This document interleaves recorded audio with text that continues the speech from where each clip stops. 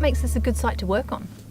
Monica Bucci, our PhD student, carried out some very careful analysis of aerial photographs after the September 2010 and February 2011 earthquakes. And she could see from those aerial photographs there was sand that had come up from the ground on the site where we have dug these trenches. So we knew the process of liquefaction had happened here, and we knew the sand made its way to the surface. So we wanted to see what does that process leave behind as a trace in the soil profile. We dug these trenches, which are about 10 metres long, and we've made up this grid which allows us to draw all the features we see accurately and transpose them onto graph paper for eventual publication. Anyway, once we got into it, we found features that we had seen before, and one of them I'll point out to you here is this thin seam of grey sediment in amongst this black background, and its partner is over here coming up. This is sand that has liquefied during an earthquake. We're not exactly sure which one, and it hasn't come from very deep. This sand down here is still almost liquid at the moment. The water table's very high, it's in the floor of the trench. The shaking has caused the sand to liquefy. The high pressure has cracked the soil and forced it to the surface, and these are the feeders that produce the sand blows we see. And we call them dikes, and the same terminology is used when talking about volcanoes and the magma that makes its way to the surface. This is the remnant of the sand blow.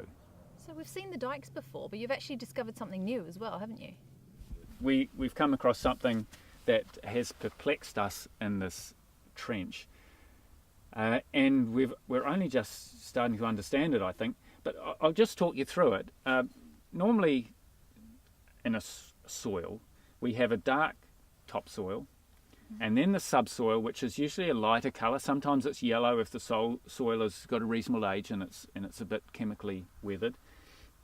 But if you look in what's exposed here in the wall of our trench, we find a dark topsoil right down here, and we see another topsoil on the top, and we've got these strange bowl-like features in the subsoil. And we didn't really know what we were looking at when we first saw these. We had to ask ourselves the question, are these evidence of liquefaction? Is this what we should look for when we're looking for evidence of paleoliquefaction in sand country? But we couldn't understand how they formed. So we took some advice from various people who wanted to give it, and it turned out there are a lot of people who want to give us advice on this site. But one was an archaeologist, and we said, could these have been formed by humans? And she had a close look at it and wondered whether this might be a site of Maori gardening, and these could have been pits that kumara was grown in, for example. But in the end, she decided there wasn't enough evidence to support that hypothesis, and we've gone back to the simplest explanation, knowing that there has been liquefaction here, that these are liquefaction features. And it's turned out that with the latest earthquake, I think we now understand how they do form. So what have you discovered about the history of this site? Well, now that we know that these are features formed by liquefaction, we can interpret perhaps how many events there have been. So for example, if this was formed as a depression that is filled in with sand, this was the former topsoil before the depression formed. It then sunk during the liquefaction process. It filled up with sand from a nearby sand blow, and then another topsoil formed on it. So there's one liquefaction event. We've then had more infilling with sand in a later event, in a later bowl, or perhaps the same bowl. Another topsoil is formed on top of that. So there's been at least 2 liquefaction events. And you'll see also that these topsoils are full of charcoal. Now we can date that charcoal, and I've got a piece. This is actually a piece of quite old, piece of weathered wood, and this is an ideal target for radiocarbon dating, and we can get an accurate age on this, which will constrain the timing of the liquefaction events. So Peter, the most recent earthquake has actually answered a few more questions for you, hasn't it? It has indeed. on Valentine's Day we had quite significant liquefaction in this park, which has really told us, given that it wasn't a very large earthquake and we're quite distant from the epicentre, that this is a hypersensitive site for liquefaction. We've had sand blows throughout the park again, but we've also had some other interesting features, and this one we're looking at here is a blister, or we call it a blister. What's happened is the liquefied sand has injected into the soil profile and bulged the surface up, just like a blister on your hands if you're doing too much digging. The fluid gets underneath your skin and makes a blister. Here we've got fluid sand getting underneath the topsoil crust and creating a blister on the land surface. And in some places, just as can happen on your hands, the blister bursts and the fluid leaks out, and it's leaked out to form these sand blows. But interestingly, there's another part to this story, and that is almost beneath our feet there is a depression as well. And that depression has turned out to be the key to understanding the funny bowl-like things we saw in the trenches. So what's the practical application of the research you're doing here?